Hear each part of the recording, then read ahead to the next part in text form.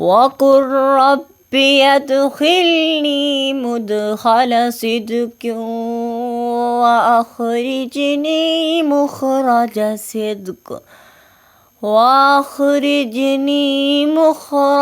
صدق واجعل لي من لدنك سلطانا نصيرا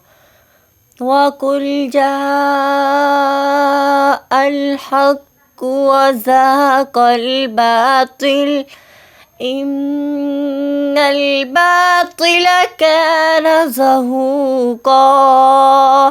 وننزل من القرآن ما هو شفاء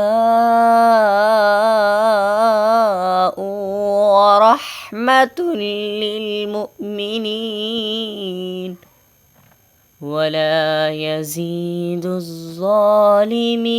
إلا خسارا.